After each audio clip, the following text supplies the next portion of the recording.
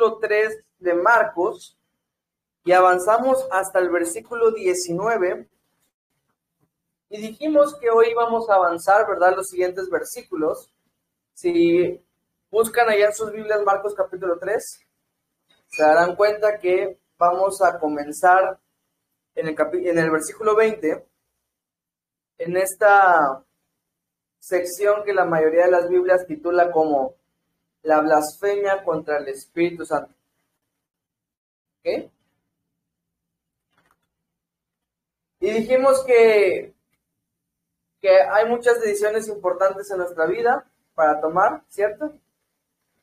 Pero que las decisiones más importantes nos las revela la palabra de Dios. Entre ellas estaba la número 1, dijimos que era elige creer, ¿verdad? Porque el justo vivirá por fe. Entonces tenemos que elegir día con día vivir en esa fe. Número 2, dijimos elige a Jesús, ¿verdad? Entre todos los caminos que hay, solo hay un camino que llega al Padre. Ese camino es la Escritura, que es Jesucristo. Dijimos número 3, elige seguirlo, ¿no? Seguirle. Porque Él nos ha llamado a ser sus discípulos. Nos ha mandado a poner el pie donde Él puso el suyo. Nos ha mandado a seguir sus pisadas, ¿verdad? Y ahora vamos a ver como número 4, ok, anótenle por allá, elige el perdón. ¿Sí me escuchan muy bien los que están conectados? Sí. Excelente. Entonces dijimos, elige el perdón y lo vamos a ver del versículo 20 al versículo 30. ¿Ok? ¿Tú sabías lo que dice la Escritura? Que existe un pecado que es imperdonable. Que todos los pecados se pueden perdonar. Todos, excepto uno. Bueno, de ese vamos a hablar el día de hoy. ¿Ok? Así que Marcos 3 del 20 al 30. Y vamos a comenzar acá. Trata de leerlo súper fuerte. Hoy estaba viendo la grabación de la clase de ayer. No, de la semana pasada. Y me di cuenta que cuando ustedes leen casi no se escucha. Entonces, traten de leer muy fuerte, ¿ok? De todas maneras, para los que están allá en sus casas o donde quiera que estén, léanlo ustedes también, ¿ok? Ahorita lo va a leer mi esposa. Marcos 3 del 20 al 30. Y se agolpó de nuevo la gente, de modo que ellos ni aún podían comer pan. Cuando lo oyeron los suyos, vinieron para prenderle, porque decían, está fuera de sí. Pero los escribas que habían venido de Jerusalén decían que tenía a Beelzebub y que por el príncipe de los demonios echaba fuera a los demonios. Y habiéndolos llamado, les decían parábolas. ¿Cómo puede Satanás echar fuera a Satanás? Si un reino está dividido contra sí mismo, tal reino no puede permanecer. Y si una casa está dividida contra sí misma, tal casa no puede permanecer. Y si Satanás se levanta contra sí mismo y se divide, no puede permanecer, sino que ha llegado a su fin. Ninguno puede entrar en la casa de un hombre fuerte y saquear sus bienes si antes no le ata, y entonces podrá saquear su casa. De cierto os digo que todos los pecados serán perdonados a los hijos de los hombres, y las blasfemias cualesquiera que sean, pero cualquiera que blasfeme contra el Espíritu Santo no tiene jamás perdón, sino que es reo de juicio eterno, porque ellos habían dicho, tiene espíritu hijo. Chan, chan, chan.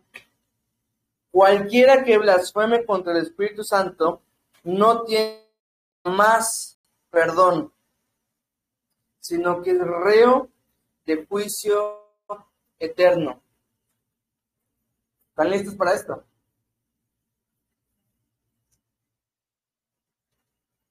Ustedes saben que la Biblia no está dividida en versículos y capítulos originalmente, ¿verdad? Quisiera que leamos el 19 y el 20 para que vean cómo escribió Marcos. Dice, y Judas Iscariote, el que le entregó, y vinieron a casa, y se agolpó de nuevo la gente, de modo que ellos ni aún podían comer el pan. ¿Se dan cuenta cómo escribió Marcos o sea, acaba de decir la lista de los 12 y ya empezó con la nueva historia? O sea, si tú lo lees de corrido, te das cuenta que no hay pausas para Marcos. Lleva prisa, él está escribiendo rápido, él le interesa poner un montón de estos hechos de Jesús. Y en el versículo 20 me llama la atención esto, que ellos ni aún podían comer pan. Les ha pasado, que tienen tanta prisa que no tienen tiempo ni para detenerse a comer. En el versículo 21 dice que lo oyeron los suyos y vinieron para prenderle porque decían está fuera de sí. Cuando habla de los suyos, está hablando de su familia en la sangre, ¿ok? Está hablando de María y sus hermanos. De alguna manera escucharon lo que estaba haciendo Jesús y la respuesta es lo que más me impacta, ¿no? Que dijeron, está fuera de sí. No está en su juicio cabal. Y es que debes entender que los hermanos de Jesús rechazaron a Jesús. Todavía no me explico el por qué, ni cómo, ni sucedió esto, ¿verdad? Pero rechazaron a Cristo. Juan 7:5 nos dice que sus hermanos no creían en él. No fue hasta que resucitó que tenemos el registro de que 2 de sus hermanos se convirtieron al Señor. Este fue Santiago y Judas, que de hecho escribieron sus cartas. La carta de Santiago fue escrita por el hermano de Jesús y la carta de Judas fue escrita por el hermano de Jesús también. Los otros no sabemos, probablemente se convirtieron, probablemente no lo sabemos, ¿ok? Si nos lo topamos en el cielo, es que sí se convirtieron, ¿va? Pero miren esto, viendo los milagros y escuchando sus palabras, pensaban que estaba loco, ¿no? O sea, teniendo el testimonio palpable enfrente de sí, aún así pensaron que Jesús estaba loco. A mí me ha pasado con personas cercanas a mí. A lo mejor yo no he dado el testimonio como lo ha dado Jesús, ¿verdad? Pero aún así, que se admiran de lo que hacemos o de lo que decimos o lo que enseñamos y aún así no han decidido creer. ¿Me entienden? Y debo hacer énfasis en esto, que el problema en este pasaje es el corazón soberbio de la gente. Eso es importante para entender muy bien la blasfemia contra el Espíritu Santo. Pero antes, ¿ok? Acusan a Jesús de que está endemoniado, ¿no? O sea, quiero que dimensiones esto porque Jesús es Dios. Acusan a Dios de estar endemoniado. ¿Me entiendes? ¿Me entiendes la gravedad de lo que está haciendo la gente en este momento? Casi que acusan a Dios de ser Satanás, pues. ¿Me entienden? Eso es lo grave. Y es que, así como estas personas, como la familia de Jesús, o como los escribas que venían y decían estas cosas, tú y yo solemos criticar lo que no entendemos. O lo que no es conforme a lo que nosotros creemos, lo criticamos. A mí me pasó, sobre todo cuando me topé con la iglesia orgánica y con todo esto, lo orgánico, pues, cuando me di cuenta que estaba en la institución y todo este tipo de cosas, que el corazón nuestro, pues, cómo criticamos aquello que no va conforme a nuestra tradición, ¿no? Y ahora que estamos de este lado también recibimos muchas críticas. Pero estas personas aman más las tradiciones que a Dios y de eso se trata, de hecho, lo que ustedes están estudiando en Marcos capítulo 7. Pero aparte de todo esto, no tiene lógica la acusación, porque Jesús mismo lo dice. ¿Cómo puede Satanás echar fuera a Satanás? No tiene sentido, ¿no? En el versículo 27 dice, ninguno puede entrar en la casa de un hombre fuerte y saquear sus bienes si antes no le ata, y entonces podrá saquear su casa. Aquí Jesús le está dando la respuesta de cómo es que él puede expulsar los demonios, ¿verdad? Porque en una casa está un hombre que es fuerte y tú quieres robarle, ¿qué tienes que hacer? Es someter al hombre fuerte para que tú puedas saquear la casa. Entonces, ¿qué está diciendo Jesús? Está diciendo que Él es el que es más fuerte que los demonios, ¿verdad? Él está por encima de los demonios y por eso es que Él puede echar afuera a los demonios, porque no tiene lógica que Satanás dice un reino dividido contra sí mismo no perdura, no permanece, ¿no?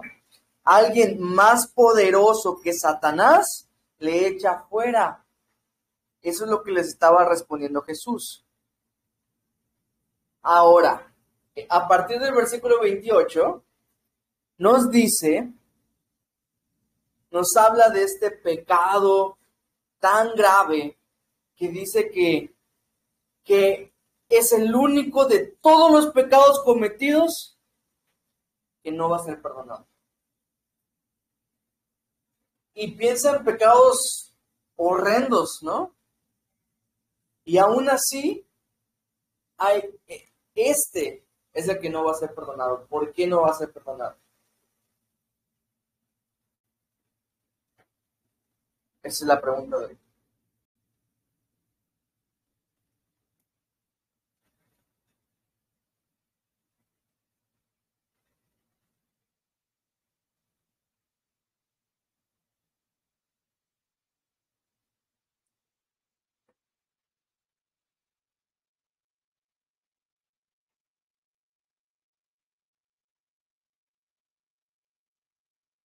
La blasfemia contra el Espíritu Santo es lo que vamos a ver hoy, ¿ok?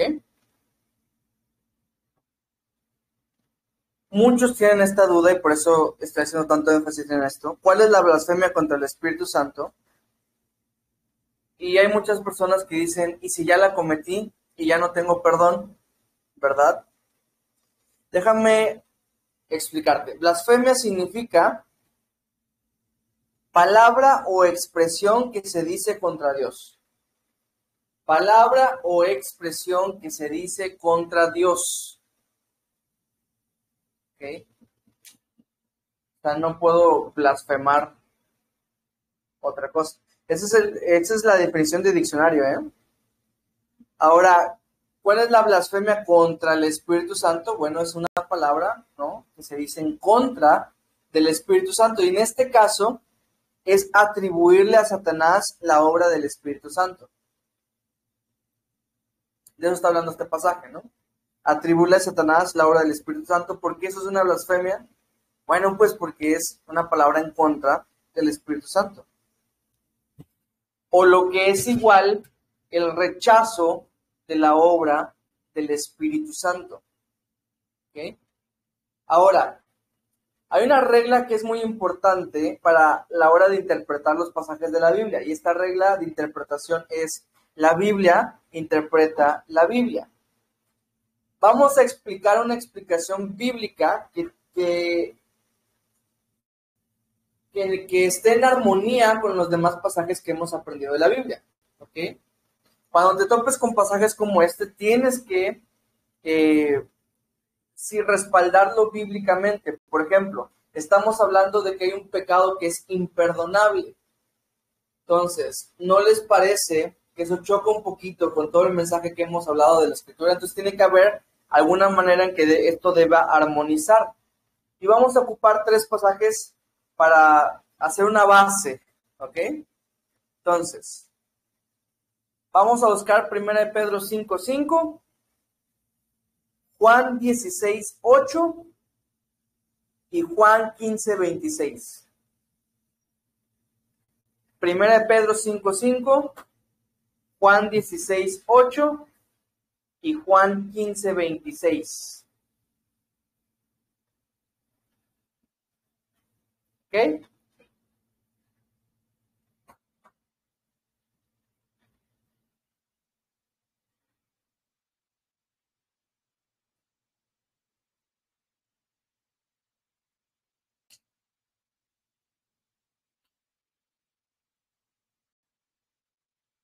¿Estamos allá? A ver, ¿quién ya tiene 1 Pedro 5:5? ¿Qué dice? Igualmente, jóvenes, Ajá. están sujetos a los ancianos y todos, unidos unos a otros. Sí. Igualmente, jóvenes, están sujetos a los ancianos y todos, unidos unos a otros, revestidos de humildad, porque Dios resiste a los soberbios y da gracia a los humildes. Entonces, vemos que Dios se resiste a los soberbios y da gracia a los humildes. Juan 16:8, ¿quién lo tiene? A ver, fuerte. Dice, y cuando Él venga, convencerá al mundo de pecado, de justicia y de juicio. Y ahí Jesús está hablando del Espíritu Santo. El Espíritu es el que viene al mundo a convencer de pecado, justicia y juicio. O sea, la obra de evangelismo, el que tú hayas creído en el Señor ha sido una obra del Espíritu Santo. El Espíritu Santo es el que nos convence. ¿Ok? Ya sentamos entonces, número 1, que Dios se resiste a los soberbios, pero da gracia a los humildes.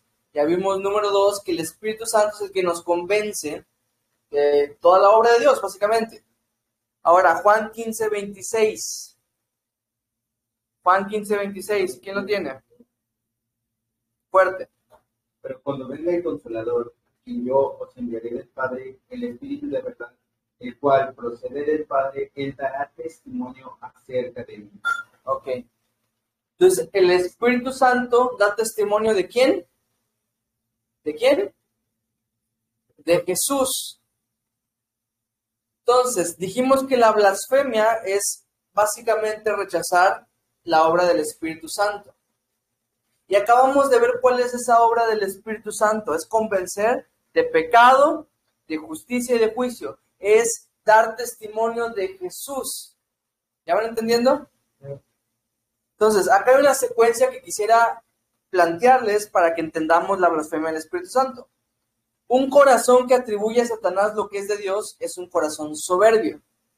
Un corazón que es soberbio no admite su error, por lo tanto, no se arrepiente. Y un corazón no arrepentido nunca obtendrá el perdón de Dios. Entonces, es el mensaje de siempre. Si rechazas a Dios, no eres salvo. ¿Me entiendes? Y si aceptas a Cristo, entonces eres salvo. No hay nada de qué preocuparse aquí. Esta secuencia es soberbia, falta de arrepentimiento,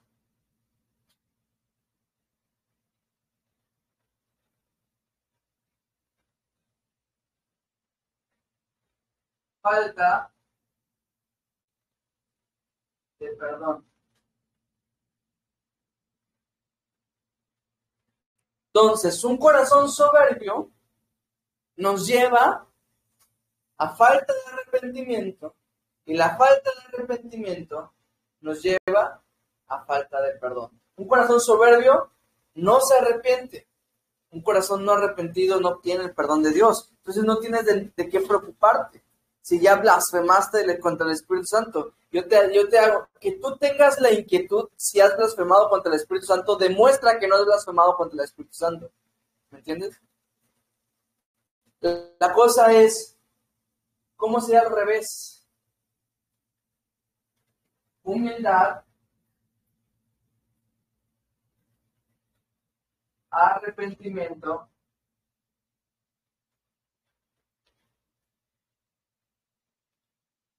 perdón. ¿Verdad? Díganme sí o no es el mensaje de siempre.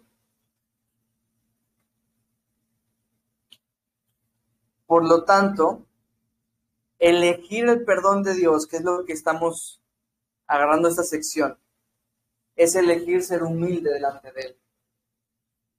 Así es como obtenemos. Dios se resiste a los soberbios, pero da gracia a los humildes. Entonces, no, hermanos. No, Sí, no hay nada de qué temer, pues.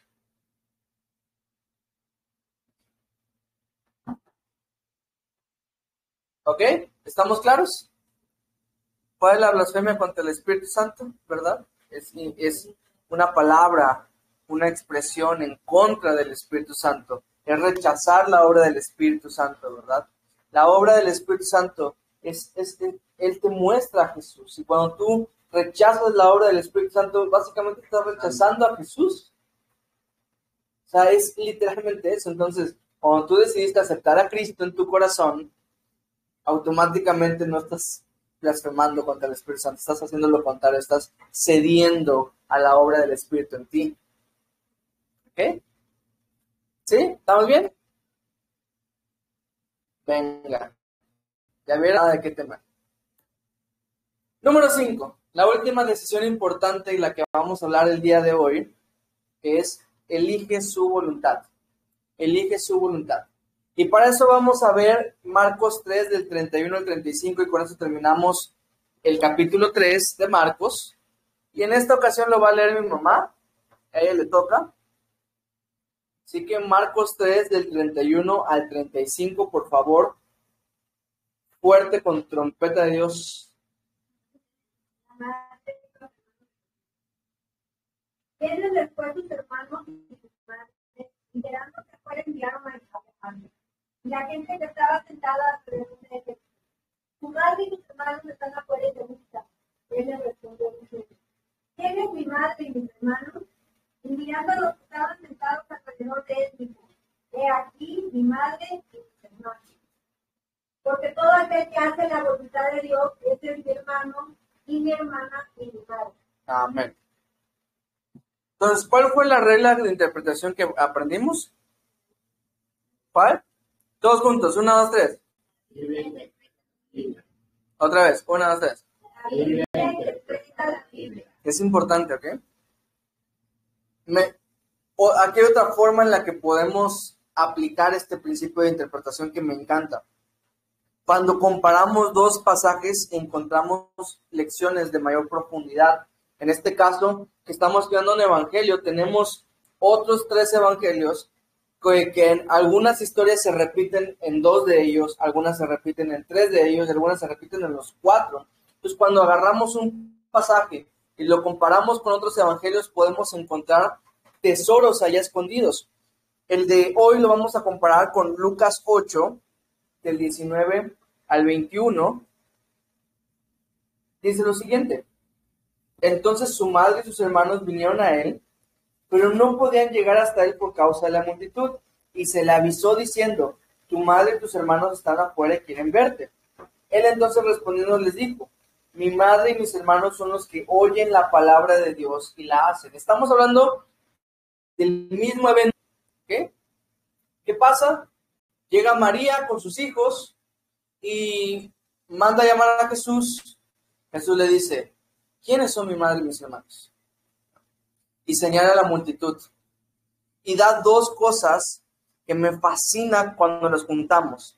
Dice Jesús, mi madre y mis hermanos son, número 1, los que hacen la voluntad de Dios. Esto lo vemos en Marcos capítulo 3. Dice Jesús que los que hacen la voluntad de Dios, hacer la voluntad de Dios básicamente nos hace familia, ¿no? Y dijo Jesús también, número 2, mi madre y mis hermanos son los que oyen la palabra de Dios y la hacen. Los que oyen la palabra de Dios y la hacen. Entonces tenemos por un lado que los que hacen la voluntad de Dios y por el otro lado los que oyen la palabra de Dios y la hacen. ¿Ok? Entonces, juntando estas 2 enseñanzas, puedo concluir muchas cosas bien asombrosas. Por ejemplo, hacer la voluntad de Dios es oír la palabra de Dios y aplicarla. Oh, Señor, si tan solo pudiera hacer yo tu voluntad, vaya, estudia la Biblia y aplícala. Y así estás haciendo la voluntad de Dios. Otra lección que sale de acá es que la voluntad de Dios está revelada en su palabra. Cuando tú tengas duda de qué hacer y dónde, la voluntad de Dios y todo eso, aquí está. Está enfrente tuyo. Familia, si a este punto de nuestro caminar juntos no están meditando en la palabra de Dios todos los días, no sé qué más hacer y decirte para que empiecen a meditar en la palabra de Dios todos los días. Y algo que me ha hecho mucho ruido últimamente, y creo que hasta lo he estado diciendo mucho, es que la Biblia no nos llama a leerla, nos llama a meditar, a escudriñar. O sea, que alguien me venga y me diga, es que yo leo la Biblia siempre. Te felicito, porque al final de cuentas eso es bueno.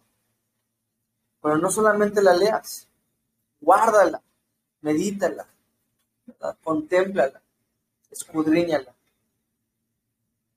Y como es la escritura de día y de noche, haz que está aquí, ¿verdad? Otra lección que sale de esto es que hay que buscar en la palabra su voluntad y aplicarla a nuestras vidas, ¿verdad? Tienes que venir a la palabra de Dios, investigar, indagar como estudiante. Acuérdate que discípulo significa aprendiz, como un aprendiz de Dios que eres, como un aprendiz de Cristo, venir y preguntarle por qué esta palabra está viva, ¿verdad? Pero bueno, un pequeño paréntesis. María tuvo más hijos. Si quieres el pasaje donde nos muestra la cantidad, por ejemplo, Mateo 13, 55 y 56, nos da el aproximado más específico que encontramos en la Escritura. Y es que estos versículos dicen, cuando estaban los nazarenos rechazando a Jesús, dice, ¿no es este el hijo del carpintero? ¿No se llama su madre María y sus hermanos Jacobo, José, Simón y Judas? ¿Y no están todas sus hermanas con nosotros? ¿En dónde pues tiene todas estas cosas? Así que nos habla por lo menos de 6 hijos, 4 varones, y para que sea plural tiene que ser 2, ¿no? Con Jesús son 7, ¿verdad? Pero bueno, se me hace poco probable que solo sean 2 mujeres, porque dice, no están todas sus hermanas. No diría todas sus hermanas si solo fueran 2, ¿no? Es como una expresión. Pero bueno, mínimo fueron 6.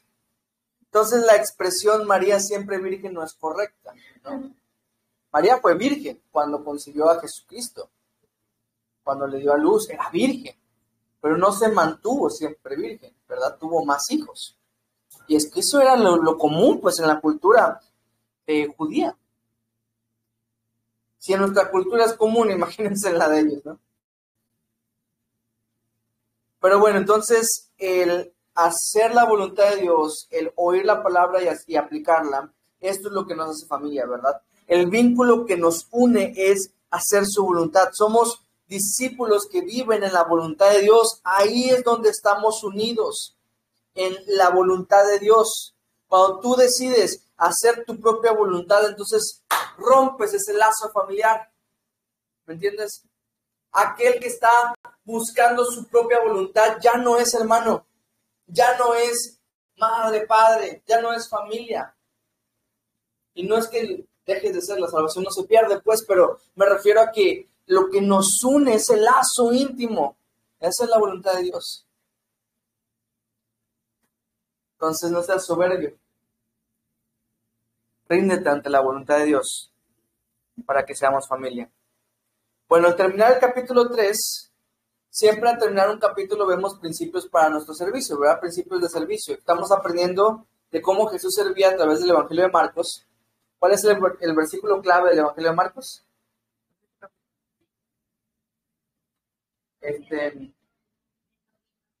No vino. Marcos 10:45. A ver, repitámoslo. Marcos 10:45. Todos juntos. Marcos 10:45. Una vez más. Marcos 10:45. ¿Ya se lo aprendieron? Marcos 10:45. ¿Cómo dice? Marcos 10:45. De verdad que memorícenselo.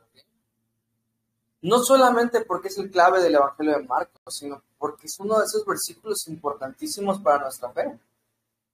El Hijo del Hombre habla de Dios, ¿verdad? De Jesús. Porque el Hijo del Hombre no vino para ser servido, sino para servir y dar su vida en rescate por muchos. Y eso es lo que estamos viendo en el Evangelio de Marcos. A un Jesús que estaba enfocado en su propósito de servir y de dar su vida. Nada detenía ese propósito en Cristo. Entonces estamos aprendiendo de su servicio a través del Evangelio de Marcos y vamos a ver algunos principios de servicio. Me gustaría que los anoten y los entiendan. No. Que los escuchen y los entiendan más que los anoten, ¿ok? Porque si no les voy a dar una lista y no hice principios cortos, pues hice principios largos. Entonces, anoten lo que puedan, pero lo que no, siempre les envío este video. Vayan a escuchar.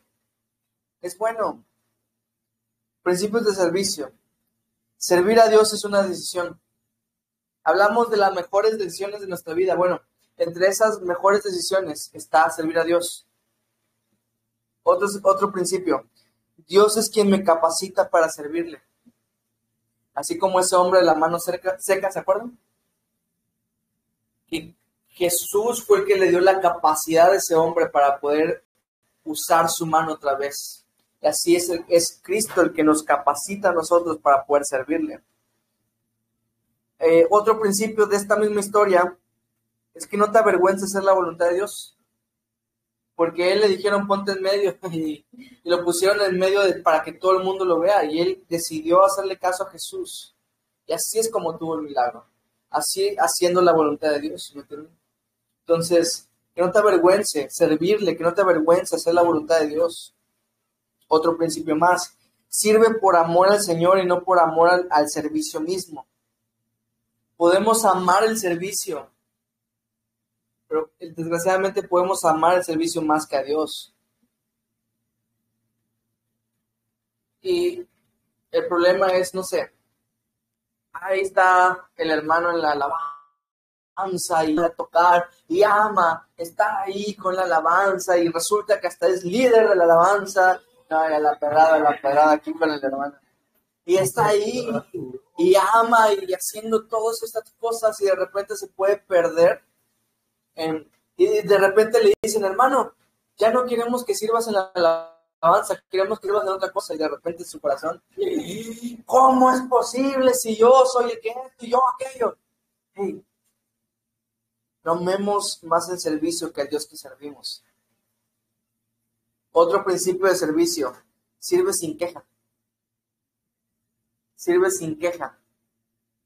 Porque hablamos de un Jesús que le salió de un lugar y le dieron, y nunca vemos a Jesús que se quejaba por esto. Lo hablamos la semana pasada. Otro principio, seguir a Cristo es servir a Cristo. O sea, parte de mi caminar en Cristo, parte de que yo le estoy siguiendo, se demuestra. Por eso lo vimos la clase pasada, ¿no? Que se demuestra sirviendo a Cristo, pero es igual, ¿verdad? Hablamos de que una gran comisión necesita una gran comunión con Él, ¿verdad? Y es porque cuando tenemos esta gran comunión con nuestro Señor, aplicamos y vamos a la gran comisión. Un principio más, sirve a Dios con humildad, ¿verdad? Porque un corazón soberbio no puede servir a Cristo. Un corazón soberbio no solo no obtiene el perdón de Dios, no agrada a Dios, de ninguna manera. Entonces sirve a Dios, pero hazlo con humildad. Un último principio de este capítulo, yo estoy seguro que ustedes pueden sacar más cuando mediten en el capítulo. Busquen la palabra de Dios, cómo Dios quiere ser servido, y sírvele así, ¿verdad? En la palabra de Dios tenemos su voluntad. Pero bueno, familia, vamos a avanzar.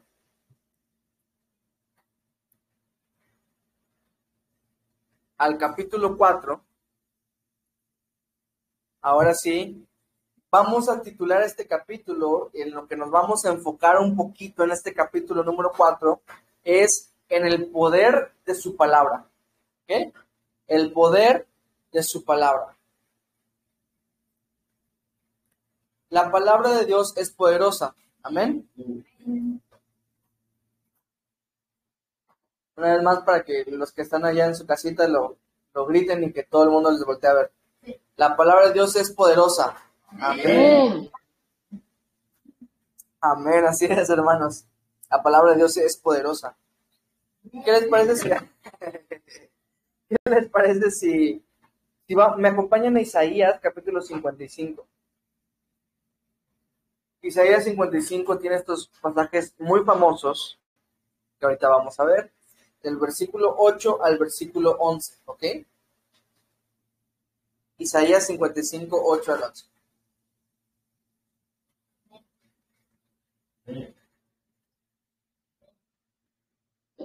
Yo se los voy a leer. Amén, amén. Amén se puede interpretar como así es o así sea. Entonces, amén. La palabra de Dios es poderosa. Así es, así es. ¿Entienden? Bueno.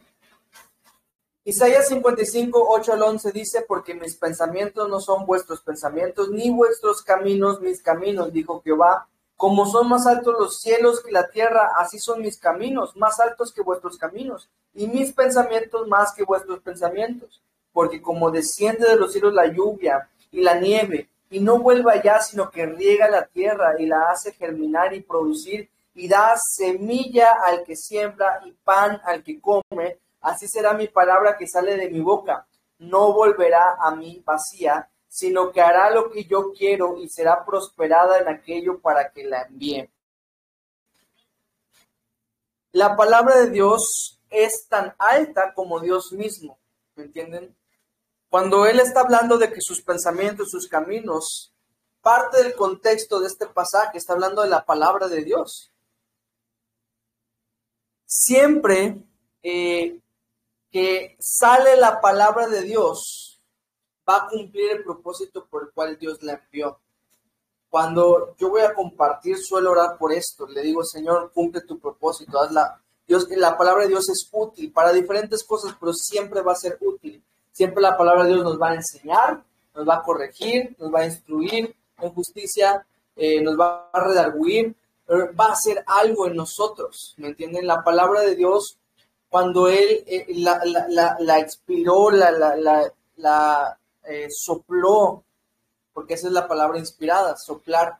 Cuando Él inspiró la palabra de Dios, la hizo con un propósito, de tal manera que cuando tú escuchas la palabra de Dios, algo produce en ti, tiene ese poder.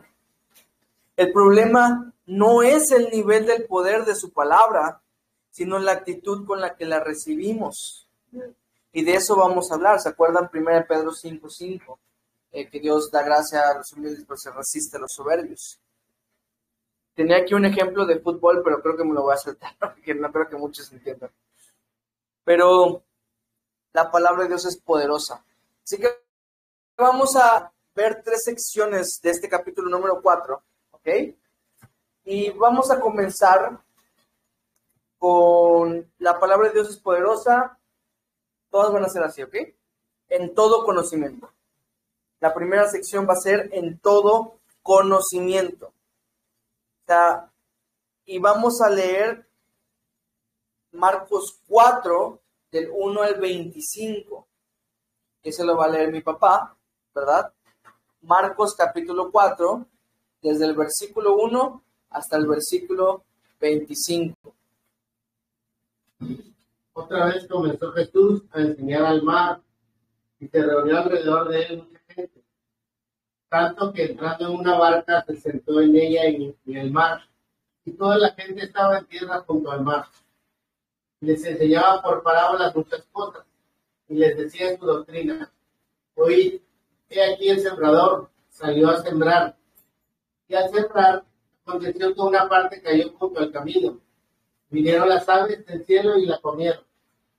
Otra parte cayó en pedregales, donde no tenía mucha tierra, y brotó pronto, porque no tenía profundidad de tierra. Pero salió el sol, se quemó, y porque no tenía raíz, se secó. Otra parte cayó entre espinos, y los espinos crecieron y la ahogaron, y no dio fruto. Pero otra parte cayó en buena tierra, y dio fruto, pues brotó y creció, y produjo a 30, a 60 y a 100 por uno. Entonces les dijo: el que tiene oídos para oír, oiga. Cuando estuvo solo, los que estaban cerca de él con los 12 le preguntaron sobre la parábola. Y les dijo: a vosotros os es dado saber el misterio del reino de Dios, mas a los que están fuera por parábolas todas las cosas, para que viendo, vean y no perciban, y oyendo, oigan y no entiendan, para que no se conviertan y les sea perdonado sus pecados. Y les dijo, ¿no sabéis esta parábola? ¿Cómo pues entenderéis todas las parábolas? El sembrador es el que siembra la palabra. Y estos son los de junto al camino, en quienes se siembra la palabra. Después que la oyen, enseguida viene Satanás y quita la palabra que se sembró en sus corazones. Estos son asimismo los que fueron sembrados entre legales, los que cuando han oído la palabra, al momento la reciben con gozo, pero no tienen raíz en sí, sino que son de corta duración. Porque cuando viene la tribulación o la persecución por causa de la palabra, luego tropiezan.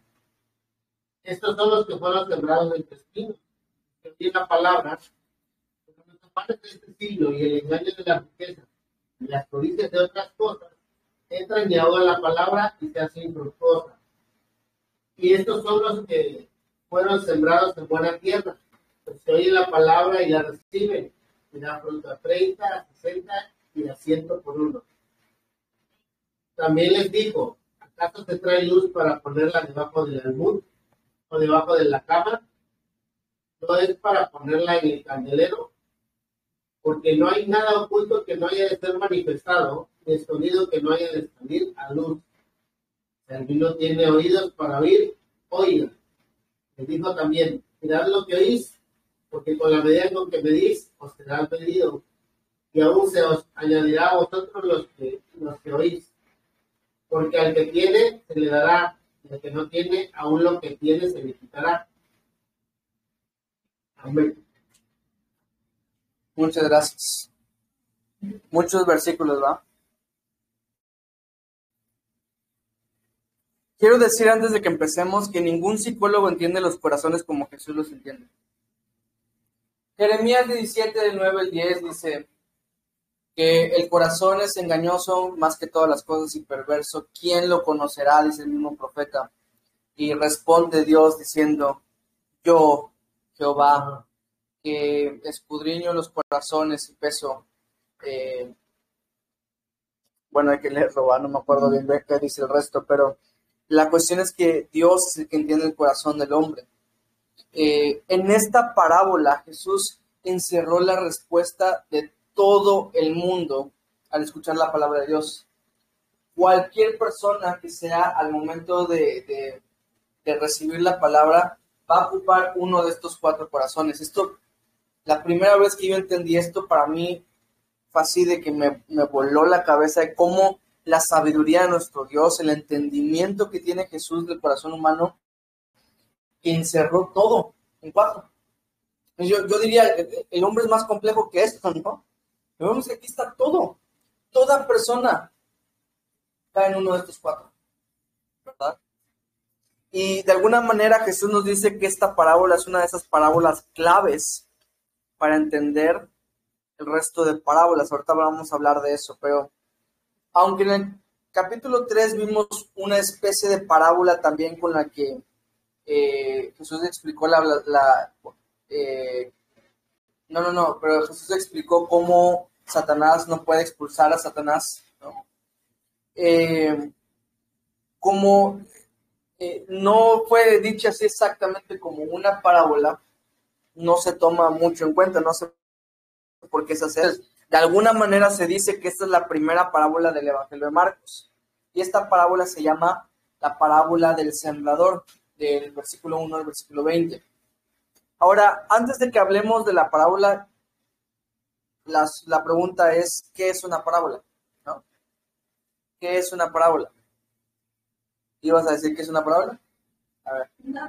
Dilo.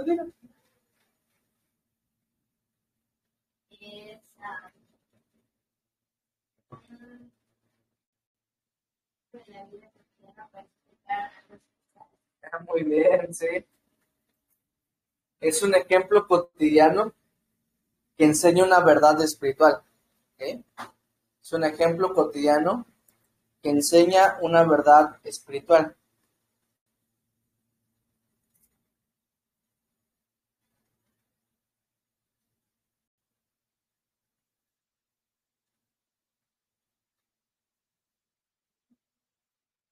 Una parábola es una figura literaria. ¿Ok?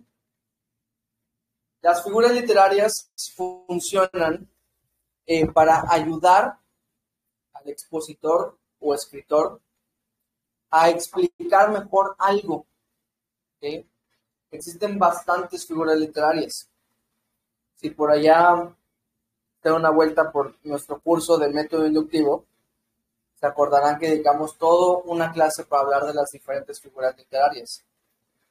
Ahora, la parábola es, en mi opinión, la figura literaria más compleja que hay. De hecho, un autor de muchos libros que se llamaba Chuck Smith, él dijo que para entender las parábolas de Cristo tienes que tener como mínimo 30 años estudiando la Biblia, ¿no? O sea, porque dice que cuando pasas 15 años, 20 años, 30 años estudiando la Biblia, como que algunas cosas te hacen más clic, ¿no? Yo llevo como 2, entonces, si no se las explico bien, ténganme paciencia. Nos vemos en otros 18 años, ya les digo si esta parábola ya cambió un poquito para mí. Pero bueno, ¿cuál es el propósito de las parábolas? Y aquí te voy a dictar 4 propósitos que tienen las parábolas. Número 1, reflexión y decisión. Número 1, reflexión y decisión. Estamos hablando de los propósitos de las parábolas, ¿ok?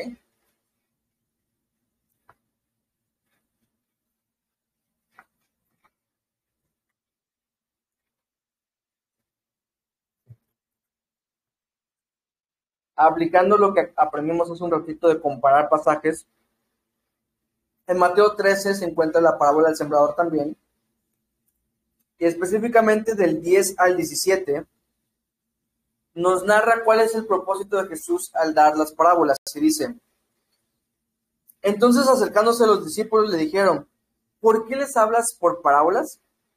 Él respondiendo les dijo: porque a vosotros os es dado el saber los misterios del reino de los cielos, mas a ellos no les es dado. Porque a cualquiera que tiene se le dará y tendrá más, pero al que no tiene, aún lo que tiene le será quitado. Por eso les hablo por parábolas, porque viendo no ven y oyendo no oyen ni entienden. De manera que se cumple en ellos la profecía de Isaías que dijo: de oído oiréis y no entenderéis, y viendo veréis y no percibiréis, porque el corazón de este pueblo se ha engrosado, y los oídos oyen pesadamente, y han cerrado sus ojos para que no vean con sus ojos, y oigan con los oídos, y con el corazón entiendan y se conviertan, y yo los sane. Pero bienaventurados vuestros ojos porque ven, y vuestros oídos porque oyen. Porque de cierto os digo que muchos profetas y justos desearon ver lo que veis y no lo vieron, y oír lo que oís y no lo oyeron. Esto mismo aparece, pero un poquito más resumido, del 10 al 12. Miren, Jesús no fue mala onda al decirle parábolas. O sea, él no quería que la gente se perdiera, ya lo hemos visto, ¿no? Sino más bien que la parábola funcionaba como una especie de invitación. Si él no quería explicar las parábolas a nadie, no se las hubiera explicado a sus discípulos. Pero ¿qué pasó? Los discípulos eran los que mostraron interés y se acercaron a él y preguntaron. La demás gente no. Eso no significa que nadie entienda, sino que al hacer de esto una parábola, como podía separar los diferentes corazones, ¿me entienden? Del que estaba interesado realmente y el que no estaba interesado para nada con Jesús.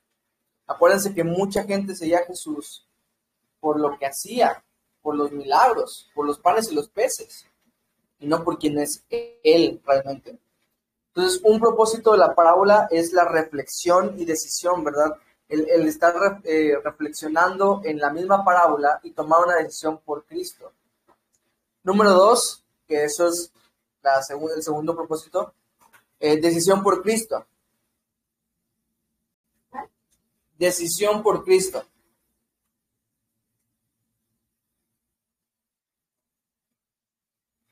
En muchas de las parábolas, no en todas, pero Cristo se muestra como Señor, como el Rey, ¿me entienden? Como el amo.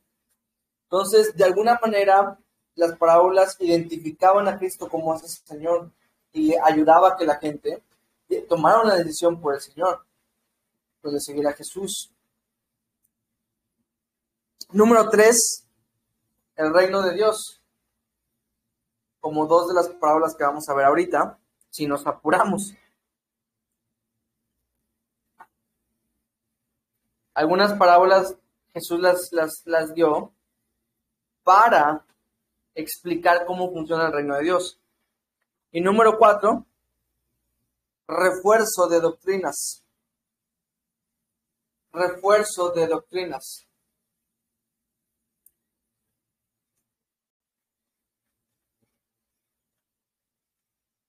Esa es una regla muy importante, ¿ok? No se sacan doctrinas de las parábolas. No se sacan doctrinas de las parábolas. Sirven para reforzar las que ya existen. De manera que si quieres interpretar correctamente una parábola, debes aplicar esa parábola a doctrinas que ya existen. Pero bueno, tema para otra clase. Ahora, ¿qué significa esta parábola? La parábola del sembrador. Eso es lo que vamos a ver. Bueno, el sembrador, según dice el versículo 3 y el versículo 14, es el que predica la palabra de Dios, ¿no? Ya sea que evangelice o que comparta o como yo en este momento, ¿no? El sembrador es el que predica la palabra de Dios. ¿Cuál es la semilla? Según el versículo 3, y también lo vemos en Lucas 8:11, la semilla es la palabra de Dios. Por eso es que el problema nunca fue la semilla en sí, sino más bien la tierra a la cual se siembra esa semilla. Y cada una de las tierras representan diferentes corazones. Vamos a ver. Número 1, los de junto al camino. Como lo dice en el versículo 4, ¿verdad? Dice, y al sembrar aconteció que una parte cayó junto al camino y vinieron las aves del cielo y la comieron. Esta es explicada en el versículo 15, que dice, estos son los de junto al camino, en quienes se siembra la palabra, pero después que la oyen, enseguida viene Satanás y quita la palabra que se sembró en sus corazones. Una característica de la tierra que está en un camino es que se endurece. Y si has visto los caminos, por ejemplo, donde pasan los carros, se ve la marca de las llantas porque la tierra está tan comprimida que ya ni siquiera crece la maleza, que esa crece en todas partes, hasta en el concreto, ¿no? Pero justo en esas partes del camino ya no crece. ¿Por qué? Porque la tierra está muy dura, está muy comprimida. Entonces, los de junto al camino representan un corazón duro. ¿Ok? El primer corazón que vemos es un corazón duro. Cuando tú lees Lucas capítulo 8, donde está la parábola del sembrador, vemos que en el versículo dice que la semilla que cae en esta tierra fue hollada, o sea, fue pisada, ¿no? O sea, que el corazón duro pisotea la palabra de Dios. Ahora, ¿por qué Satanás se lo puede robar? Porque si no se dieron cuenta, las aves del cielo representan a Satanás. ¿Cómo es que Satanás se puede robar la palabra de Dios en el corazón de una persona con un corazón duro? Bueno, pues acuérdense que las personas que no están con Cristo, que no siguen al Señor, son los hijos de Satanás, así se les llama la Escritura. Anoten estos pasajes para que no vayamos y después los vean. Efesios 2:3, donde nos llama los hijos de desobediencia. Juan 10:10, el ladrón no viene sino para matar, hurtar y destruir. Juan 8:41 al 47, donde literalmente Jesús les llama los hijos del diablo a los fariseos. Todo lo que uno le comparte a este tipo de personas, ellos se niegan a creerlo, se niegan rotundamente. Entonces tenemos el corazón duro. Número 2, vemos a los de junto al pedregal, a los pedregales, ¿verdad? Que son los de corta duración. Este corazón le vamos a poner por nombre el corazón emocional. Tiene corta duración en los de corazón emocional porque brota rápido, pero rápido se apaga así también. Estas personas reciben la palabra con el alma. ¿Se acuerdan que hemos hablado que somos seres tripartitos, que tenemos cuerpo, alma y espíritu? En el cuerpo, la mente, todas esas cosas, el intelecto, ¿no? En el alma están las emociones, el espíritu está la voluntad que se conecta con el Espíritu Santo de Dios. Bueno, ellos no llegan a recibirlo hasta el espíritu, sino solamente lo reciben con el alma, porque solamente lo reciben con sus emociones, se emocionan, se alegran con la palabra. A mí me tocó mucho tiempo estar en campamentos con jóvenes, y el último de los campamentos es una lloradera. Es de que todos los jóvenes están diciendo, no, sí, y te voy a ver todos los sábados de reuniones de jóvenes allá en la iglesia y los domingos y que no sé qué, y pasan un par de semanas y los jóvenes dejan de ir. ¿Por qué? Porque recibieron a Cristo con la emoción del momento. Y Jesús lo dice, rápido brota y rápido se apaga, no tiene raíz. Así como en las conferencias, cuando van a una conferencia, como que dice, ¡ay, sí! Hace poco fuimos a la de Guadalajara, ¿no? De las mujeres, y todas las mujeres dijeron, sí, yo voy a ser mejor esposa. ¿Cuánto tiempo les duró eso? Es tan débil su fe que el más mínimo viento de prueba la tumba. Es lo que está hablando Jesús en el versículo 16 al 17. Siguen a Cristo cuando se sienten bien, o cuando se sienten mal, porque también hay personas que cuando están así devastadas dicen, me voy a acercar a la iglesia. Cuando a Cristo hay que seguirlo en toda circunstancia, ¿no? Pero bueno, ese es el corazón emocional. Número 3 son los de entre los espinos. O vemos en el versículo 7, en el versículo 18 y 19, que dice, estos son los que fueron sembrados entre espinos, los que oyen la palabra, pero los afanes de este siglo y el engaño de las riquezas y las codicias de otras cosas entran y ahogan la palabra y se hace infructuosa, o sea, no da fruto. A este corazón vamos a llamar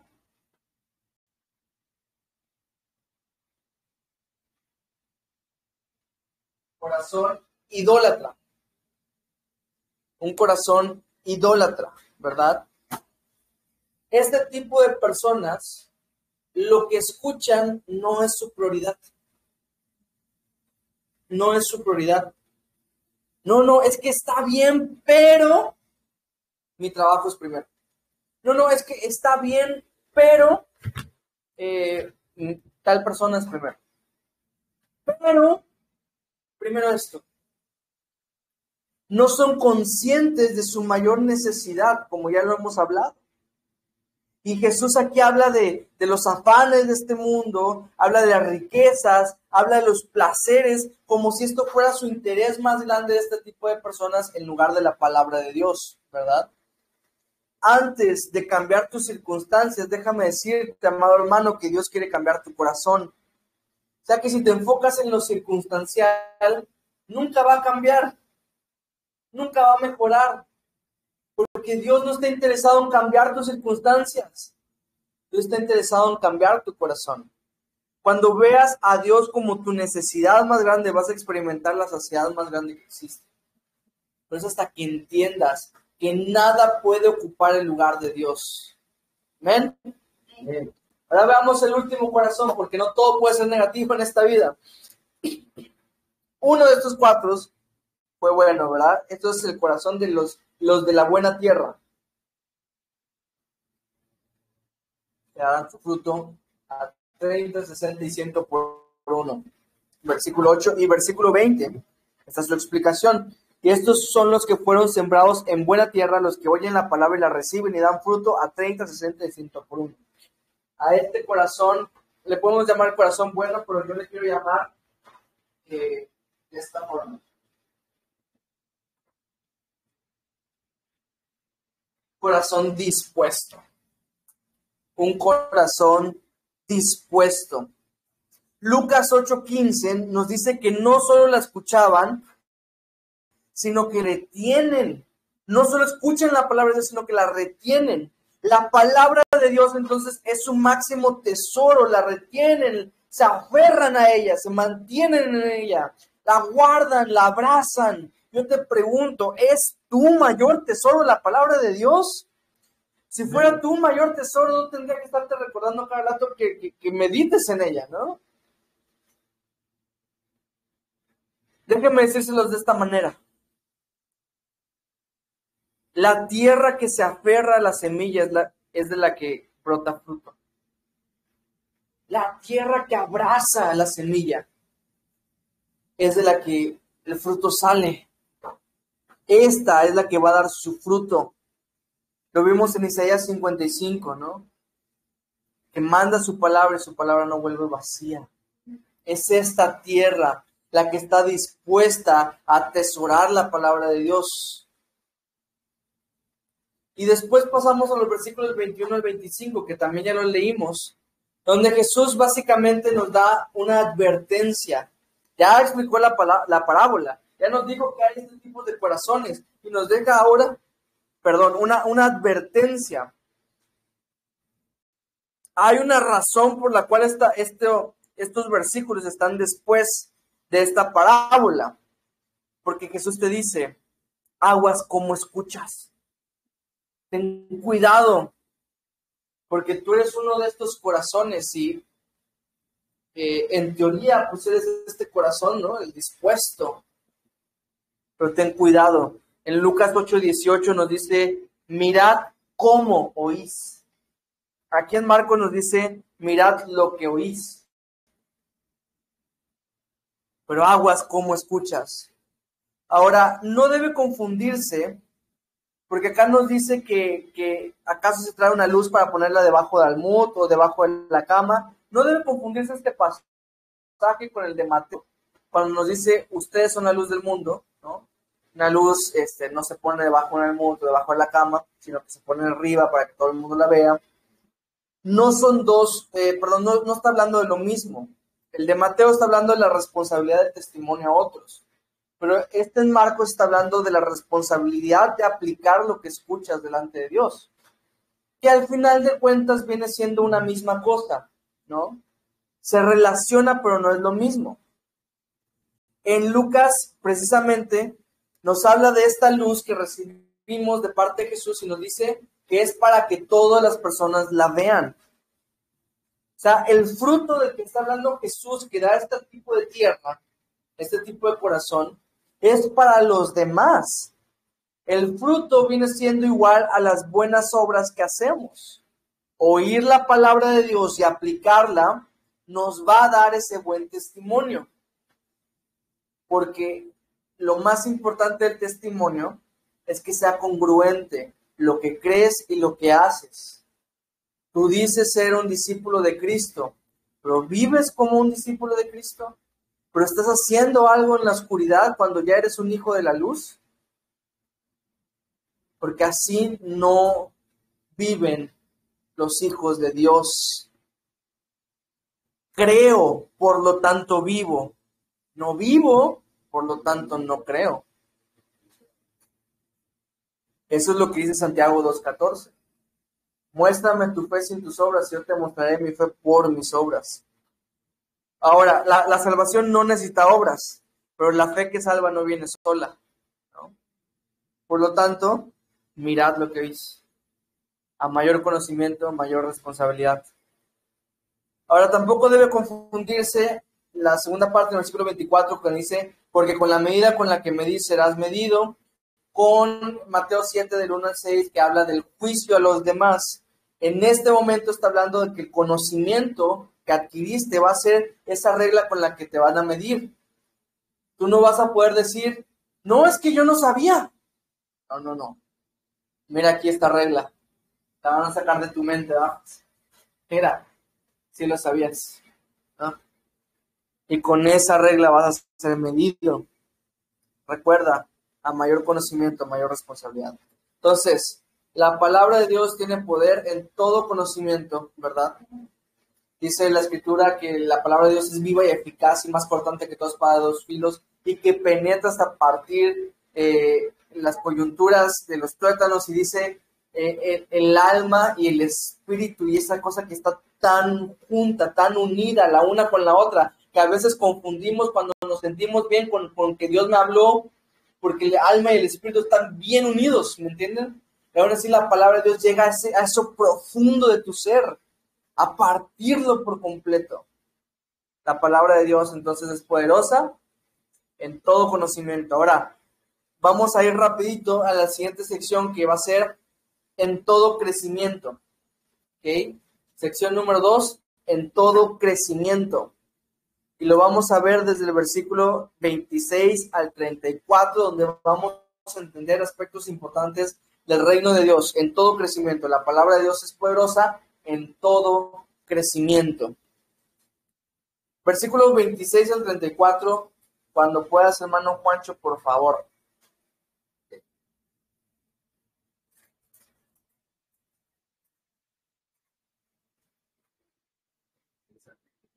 26 al 34.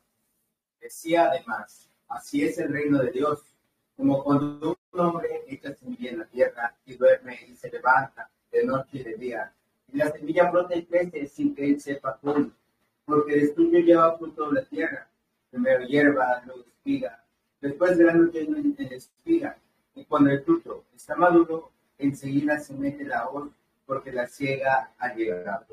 Decía también, ¿a qué haremos semejante el reino de Dios? ¿O con qué parábola lo compararemos? Es como el grano de mostaza, que cuando se siembra en la tierra es la más pequeña de todas las semillas que hay en la tierra. Pero después de sembrado crece y se hace la mayor de todas las hortalizas y echa grandes ramas, de tal manera que las aves del cielo pueden morar bajo. Con muchas parábolas como esta les hablaba la palabra conforme a lo que podían oír, y sin parábolas no les hablaba, aunque a sus discípulos en particular les declaraba todo. Muchas gracias. Acuérdense que uno de los propósitos de las parábolas era hablar del reino de Dios, que entendiésemos el reino de Dios.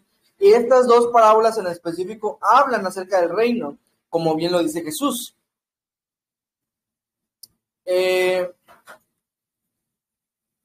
Antes Jesús nos dijo que la parábola del sembrador iba a ser clave para entender otras parábolas, ¿no?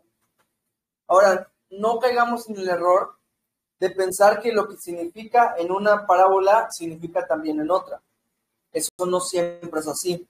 Hay ocasiones en las que en una parábola significa una cosa y en otra parábola significa otra cosa. Sin embargo, como Jesús dijo que la parábola del sembrador era clave para entender estas demás parábolas, estas dos en específico sí tienen que ver con la interpretación de la parábola del sembrador. Entonces nos van a enseñar dos aspectos importantes del reino de Dios. La segunda parábola que estamos analizando se llama la parábola del crecimiento de la semilla. Parábola del crecimiento de la semilla. Yo no le puse título, así le llaman. Tú le puedes inventar un buen título si quieres, pero es para identificarlo mejor. El granjero, literal, el granjero, un granjero, trabaja con Dios para su cosecha. ¿Cómo? Porque él ara la tierra, siembra la semilla, la cuida y todo eso, pero él no entiende cómo es que la semilla brota, de la semilla sale vida. Esa brotar de vida de la semilla es un trabajo que depende de Dios. El granjero, de alguna manera, entonces coopera con Dios para su cosecha. El granjero hace todo lo que puede y todo lo que debe, y Dios hace el resto. Si bien no sabe cómo, pero Dios hace que brote la semilla. De manera que entonces la cosecha del granjero no le da gloria al granjero solamente, sino la gloria a Dios, porque Dios es el que hizo que brote la semilla. ¿Sí me están entendiendo? Nosotros entonces somos el granjero en el huerto de Dios, ¿verdad? Nosotros trabajamos en cooperación con Dios en el reino, pero cómo la palabra impacta en los corazones no lo entendemos. Cómo la semilla, que es la palabra de Dios, ¿verdad? Eso lo aprendimos en la parábola del sembrador. Cómo esa semilla enseña a mi esposa, corrige a mi mamá, instruye en justicia a mi papá, y redarguye a Juan? No lo sé. ¿Cómo una misma palabra puede servir para diferentes propósitos y para justo el propósito indicado en ese momento? No lo sé. Pero hacemos lo que debemos y Dios hace el resto. ¿Y saben qué es lo más increíble? Que en el huerto de Dios no hay árboles estériles. Dice que unos daban a 30, otros 60 y otros 100 por uno, pero todos daban fruto. No había uno solo que no podía dar fruto. Primera de Corintios 3, 6 al 8. Es el pasaje donde estaban peleando los hermanos de Corinto. Y de repente uno decía, yo soy de Apolo, yo soy de Pedro, yo soy de Pablo, yo soy de Cristo. Los más espirituales decían eso y decía, Pablo les decía, no debe haber división entre ustedes. Y les dice, yo sembré, Apolos regó, pero Dios al final de cuentas es el que da el crecimiento. O sea que no se trataba ni de Pablo ni de Apolos, se trataba de Dios. Nosotros hacemos nuestra parte y Dios hace la suya, ¿verdad? Entonces, y como dice en el versículo 29, y cuando el fruto está maduro, enseguida se mete la hoz porque la siega ha llegado. El fruto que Dios está buscando en ti es madurez, ¿verdad?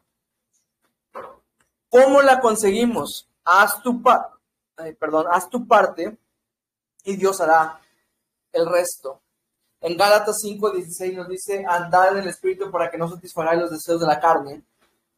Y después en el versículo 22 y 23 nos habla del fruto del Espíritu, ¿no? O sea que cuando tú andas en el Espíritu produce el fruto en ti. El fruto, un solo fruto, con diferentes partes, pero es un solo fruto. ¿Cuál es ese fruto? Amor, gozo, paz, paciencia, benignidad, bondad, fe, mansedumbre, templanza. Pero tú haces tu parte.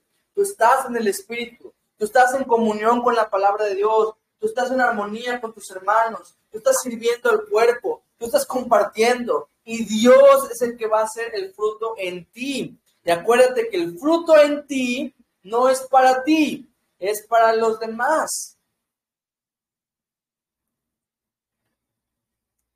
Haz tu parte entonces y Dios va a hacer el resto.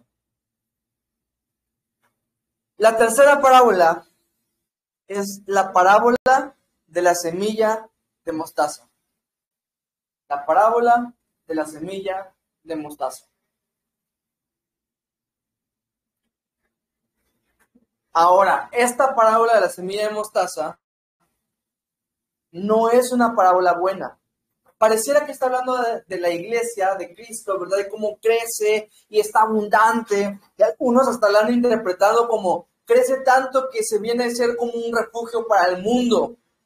Pero eso no es verdad, porque acuérdense que esta parábola se tiene que interpretar bajo los datos que aprendimos en la parábola del sembrador. Y aquí no nos habla de una semilla común, sino de un grano de mostaza. O sea que, como que fuera un tipo, pero no es la misma. Y dice que las aves del cielo moran en ella. ¿Y quiénes eran las aves del cielo en la parábola del sembrador? Satanás. Por lo tanto, no está haciendo una cosa buena esta semilla. La mostaza, la planta, el árbol, que de hecho es una hortaliza, no es un arbusto, pero es el más grande de las hortalizas, es el más grande de todos los arbustos. Crece tanto que hasta parece un árbol de mostaza, ¿no? Pero no es un árbol, ¿me entienden? Entonces, este crecimiento monstruoso que se está viendo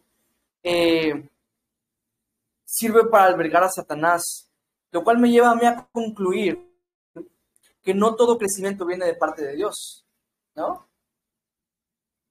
Y eso lo vemos en las iglesias actuales. Lo que Satanás ha hecho su morada en esas iglesias.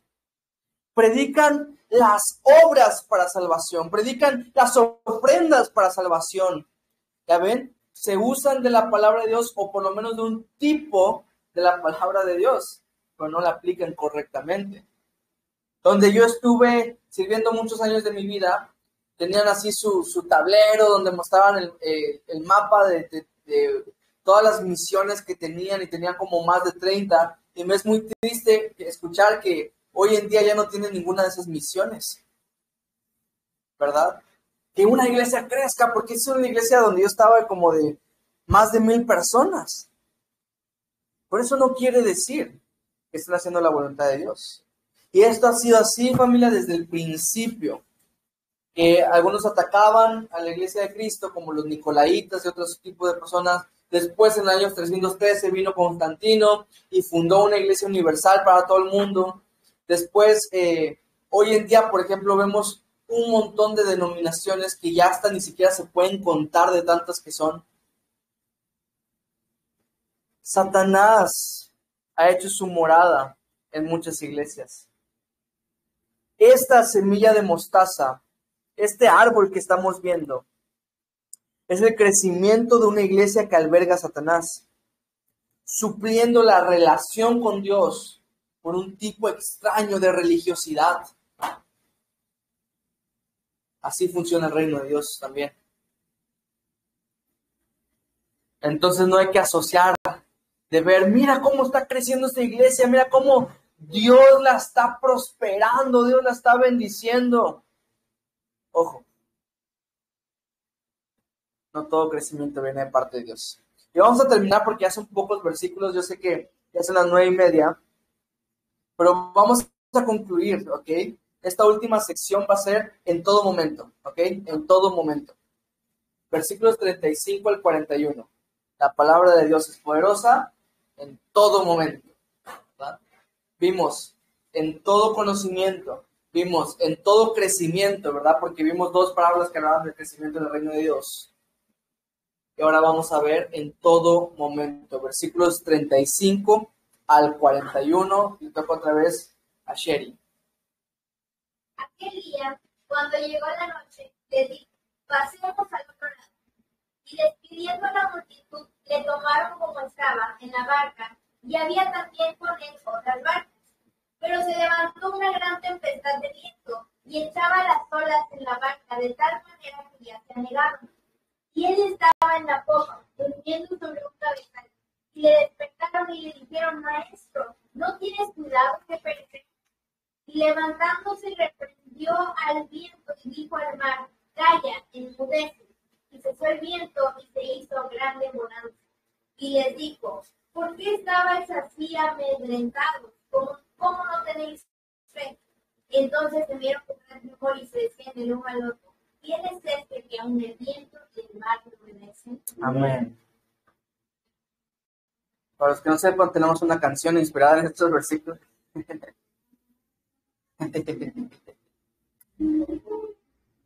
Jesús dio su palabra como un seguro. Les dijo, pasemos al otro lado. Ellos, al escuchar pasemos al otro lado, que no venía de cualquier persona, venía de Jesús mismo, debieron haber estado seguros a pesar de la tormenta. Pero no solamente les dio su palabra como seguro, sino que demostró que su palabra es todopoderosa cuando dijo, calla y enmudece, y se hizo grande bonanza. Él no solamente dio su palabra como seguro, sino que demostró que su palabra es segura. No solo lo dijo, sino que lo demostró. Aquí los discípulos tenían 3 anclas firmes para atravesar la tormenta. ¿Ok? Número 1, tenían su palabra, como lo acabamos de hablar, de decir. Número 2, tenían su presencia. Que Jesús no estaba ausente, como en la otra tormenta que vamos a ver después. Jesús estaba con ellos. Pero ¿qué pasa? Que estaba dormido. Muchas veces tú y yo pensamos eso de Dios, ¿no? Dios, ¿por qué no me escuchas? ¿Por qué no me atiendes? Y Jesús, cuando hace la grande bonanza en nuestra vida, nos dice, ¿por qué estabas así de amedrentado? ¿Cómo no tienes fe? Tranquilo, y si yo estaba contigo. Y la tercera ancla es su poder. su poder, tenían su poder. Porque Jesús, quien es todopoderoso, estaba con ellos. Entonces tenían su palabra, tenían su presencia y tenían su poder. ¿Y adivina qué, familia? Las mismas anclas tenemos tú y yo. La palabra de Dios nos hace estar seguros, nos hace descansar. Dice el Salmo 1, que cuando meditamos en su palabra día y noche se vuelve nuestra delicia. Somos como árboles, arraigados junto a las corrientes del río y que da su fruto en su tiempo y su hoja no cae.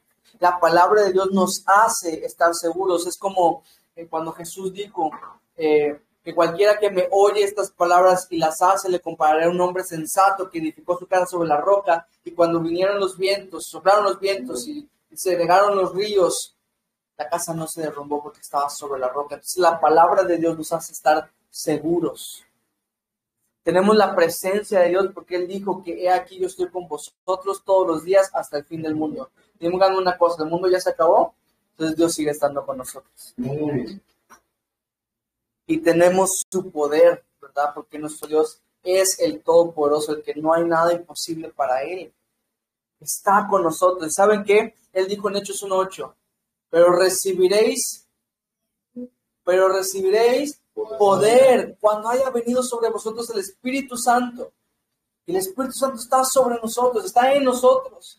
Ya tenemos ese poder, ese dunamis dentro de nosotros. Entonces las tres anclas que tenían los discípulos los tenemos tú y yo. Y no hay tormenta que supere a nuestro Dios. Me llama la atención que en el versículo 41, todavía los discípulos se preguntaban, ¿y quién es este? ¿No? ¿Y quién es este? ¿Y sabes qué?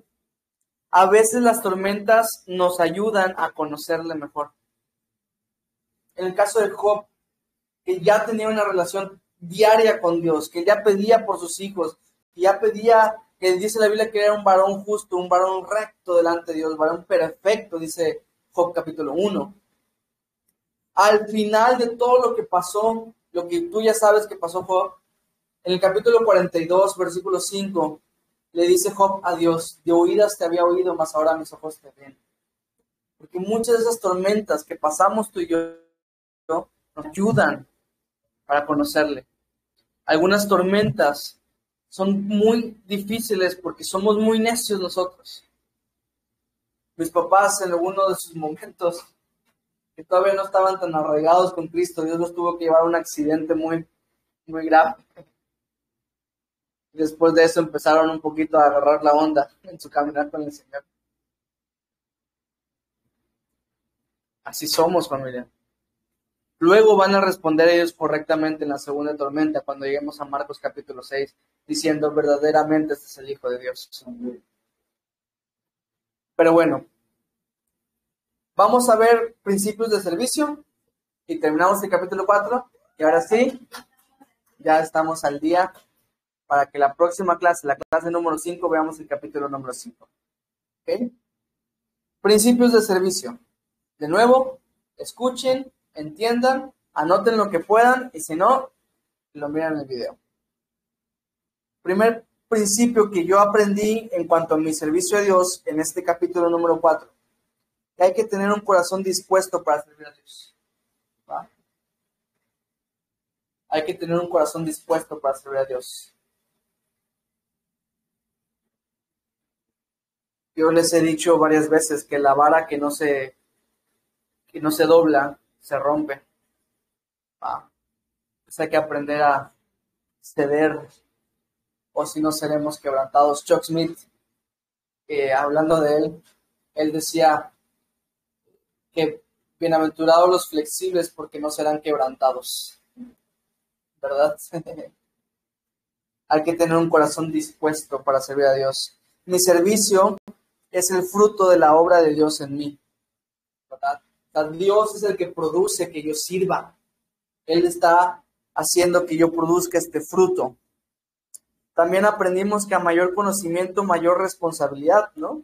Unas cosas que vimos. Ahora que sé que debo servir, más me vale que lo haga, ¿no? No hacerlo, estoy haciendo una medida que va a jugar en mi contra en algún momento. Entonces, debo aplicar lo que sé. También otro principio de servicio es que yo debo hacer mi parte y Dios hará la suya. Tú haz lo que tú puedes. Y ¿sabes qué? Eso me da descanso. O sea, porque yo no tengo que estarme preocupando porque, ay, ¿qué pasa con los hermanos que no están viniendo? ¿Qué pasa con los hermanos que no se quieren conectar a las clases? ¿Qué pasa con las mujeres que ahí, que esto, lo otro? Porque yo solamente me enfoco en lo que yo debo hacer. Y Dios va a hacer su parte. Otro principio, no te fijes en el crecimiento de otros, sino en el tuyo. Porque acuérdate que no todo crecimiento viene de parte de Dios. Entonces, ¿para qué te estás fijando en el crecimiento de otros? Tú enfócate en el tuyo, en crecer, en madurar. Otro, mientras sirves, creces, y mientras creces, maduras, y mientras maduras, sirves, y así es el ciclo del crecimiento, ¿me entienden? Yo sirvo, crezco, sirvo, crezco, maduro. Y cuando maduro, sirvo. Cuando sirvo, crezco. Y cuando crezco, maduro. Y así es un ciclo del crecimiento. Ciclo del servicio, ¿verdad? Un último principio. Oír su voluntad y aplicarla en mi vida. De eso se trata. ¿Va? Aplicar su palabra en mí. Y aplicar su palabra en mí me empodera. Me hace estar en esa roca firme. Entonces, apliquemos esa palabra poderosa de Dios que tenemos frente a nosotros. Ok, hermanos, hoy me tardé un poquito más, pero ya terminamos el capítulo 4 y quiere decir que ya no vamos a estar corriendo. Bueno, no vamos a estar corriendo porque Marcos es un evangelio muy rápido, pero ya no vamos a estar con los versículos encima, ¿ok? Buenísimo, familia, pues vamos a orar, permítanme orar y terminamos, ¿ok? Señor Jesús, yo te agradezco la oportunidad que nos das de aprender tu palabra. Y sé que muchas de estas parábolas las entendimos hoy y al rato se nos va a olvidar muchas de estas cosas. Pero permítenos, Padre, que aquello que sí pudimos retener, que aquello que sí pudimos entender, se vuelva vida en nosotros y lo podamos aplicar, porque ahí es donde está el verdadero tesoro de tu palabra. Señor, te pido que al nosotros haber descubierto estas riquezas, podamos llevarlas a la práctica para que no seamos oidores olvidadizos, sino hacedores de ellas. Y que todos estos estudios produzcan en mis hermanos un deseo cada vez más firme y más fuerte para servirte a ti y servir a sus demás hermanos. Te ruego, Señor, que hagas tu obra en nosotros. En el nombre poderoso de tu Cristo Jesús. Amén.